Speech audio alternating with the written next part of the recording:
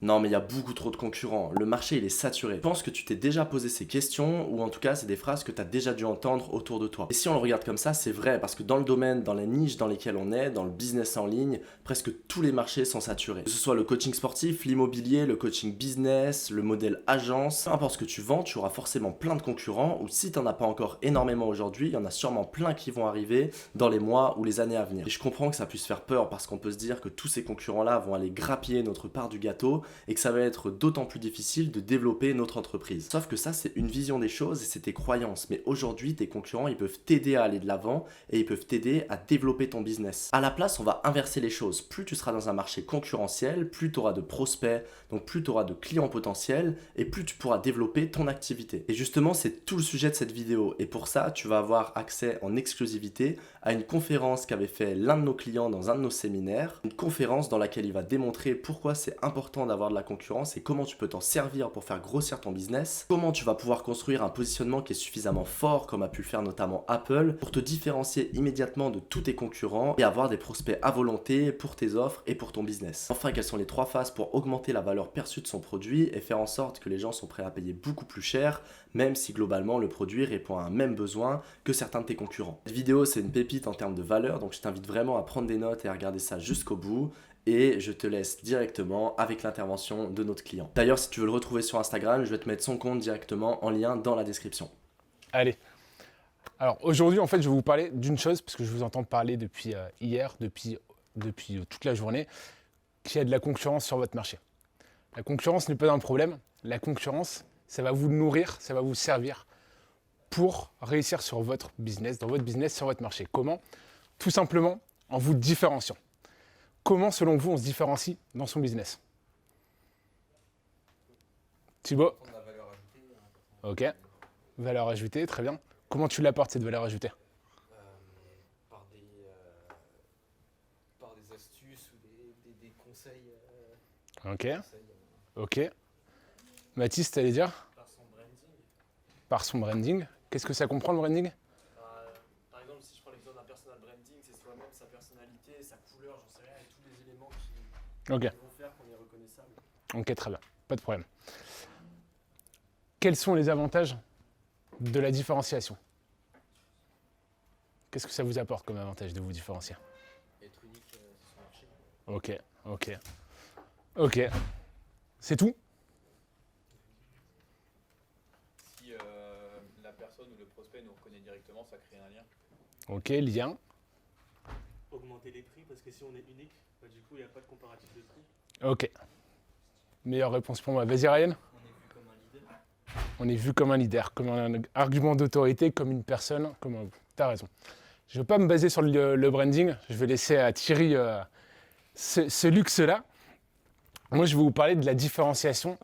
Ces avantages vont vous permettre clairement d'augmenter votre valeur perçue, la valeur de vos offres, la valeur de votre entreprise. Ça va vous permettre de créer du lien avec vos clients, de créer une tribu, une communauté. Ça va vous permettre d'upseller aussi. Ça va vous permettre de conquérir de nouveaux clients. On peut se différencier de 2 manières. La première manière, en structurant son offre ou son entreprise. La deuxième manière, en positionnant son marketing, l'image qu'on va véhiculer. Qu'est-ce que vous voyez sur cette image? Qu'est-ce que ça vous fait penser? Vas-y Ryan. Bah, quelqu'un en position de leader parce qu'elle est toute seule au milieu de la masse. Quoi. Ok. Ok. Tu veux dire quelque chose, Pierre? La peur, La peur. parce que du coup il avance mais tout le monde s'écarte. Ok. Ok, c'est intéressant. C'est intéressant. Concrètement, cette image, vous pouvez l'apercevoir de 2 manières. Vous êtes ici, le requin, et vous êtes entouré de clients qui vous assaillent. Vous êtes, comme tu l'as dit, vous avez peur, vous ne savez pas comment le faire. On va le prendre d'une deuxième manière. Ce requin peut être aussi un leader, et il a tous les poissons correspondent à tous les clients qu'il peut conquérir tout seul. La différenciation, à travers la structure de son entreprise et de son offre, va vous permettre d'être ce leader pour avoir tous les clients que vous voulez, tous les clients aussi non relatifs. Comment?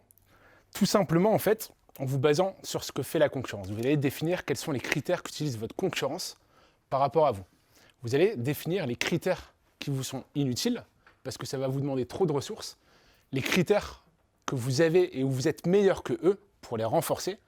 Et vous allez aussi définir vos critères de création. On parle dans la création d'expérience client.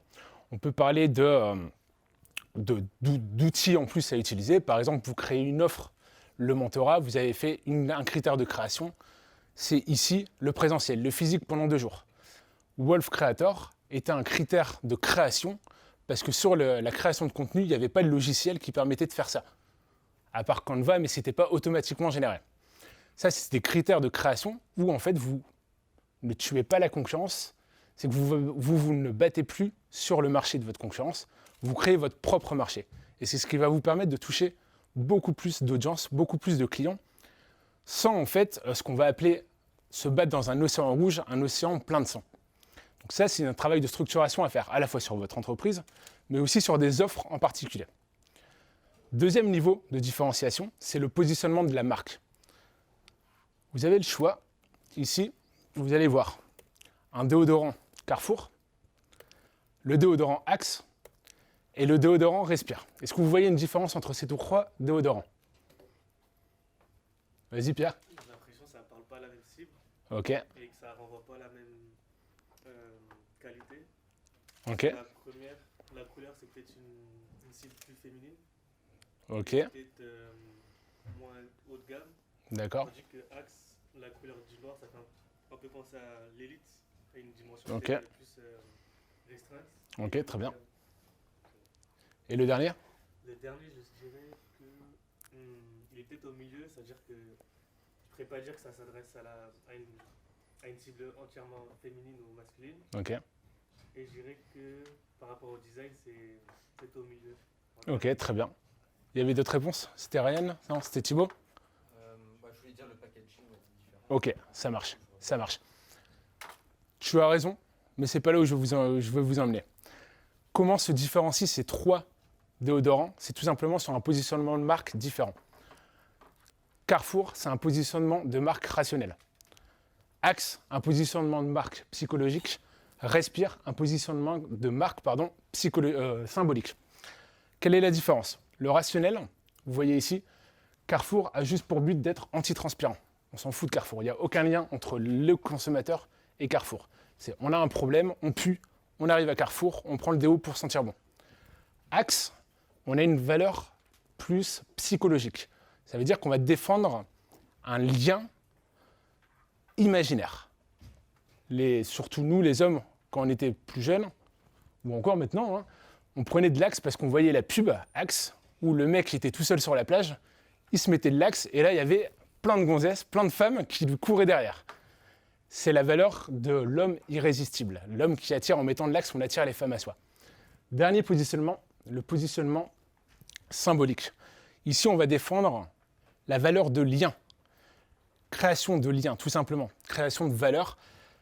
Là où, en fait, on va imaginer que les hommes vont attirer les femmes grâce à l'Axe, ici, Respire va défendre, en fait, un positionnement autour de la nature, autour de la biologie, qui va attirer beaucoup plus de personnes. Et Respire, c'est le seul déodorant français, made in France, deuxième valeur de lien, qui va permettre, en fait, à travers ces symboles, d'attirer une communauté beaucoup plus forte. Quand on reprend ces 3 positionnements symboliques, et on les met en rapport aux clients, les clients achèteront une fois Carrefour, ils s'en foutent complètement de racheter cette marque après. Axe, ça peut un peu mieux marcher sur une typologie de cible, les hommes, qui pensent qu'en mettant de l'Axe, ça va plaire aux femmes. Par contre, la valeur de lien, la valeur que vous avez à travers Respire, à travers le respect de la nature, à travers le Made in France, ça va attirer à la fois les hommes, les femmes, et ceux qui veulent consommer responsable. Voilà comment vous devez vous différencier, tout simplement, en fait, quand vous allez positionner votre offre, quand vous allez positionner votre marque, même votre personal branding, essayez d'aspirer à un positionnement minimum de psychologique, maximum symbolique. Concrètement, ce que ça va vous apporter, c'est sur une courbe. Plus la valeur de votre positionnement va monter vers la psychologique et le symbolique, plus la perception du prix pourra être élevée et vous pourrez justifier justement d'un prix élevé. C'est tout. Est-ce que vous avez des questions? Non? Merci à vous. En vrai, excellent. Excellent. pas de questions. Ouais. Vas-y, Pierre. Ouais, c'est ça. Je vais me sortir pas une grosse Ouais, c'était hyper Vas-y. intéressant. Juste, moi, la question que j'ai, c'est justement par rapport au graphique, c'est plus l'idée que au début, on a le rationnel. Ouais. On passe au psychologique, mais du coup, on répond toujours à un besoin, donc on a toujours cet aspect rationnel. C'est ça. Et on crée plus de liens avec le psychologique. Et on passe en gap quand du coup, non seulement il y a un lien psychologique, mais en plus on rajoute des valeurs qui nous créent des liens avec... C'est exactement ça. Par exemple, le positionnement symbolique répondra toujours à un positionnement rationnel. Pas forcément un positionnement psychologique. Là, on reprenait l'exemple de Respire. On sait très bien, moi, en tant qu'homme, que si je mets Respire, je ne veux pas attirer les femmes. Mais je veux quand même sentir bon.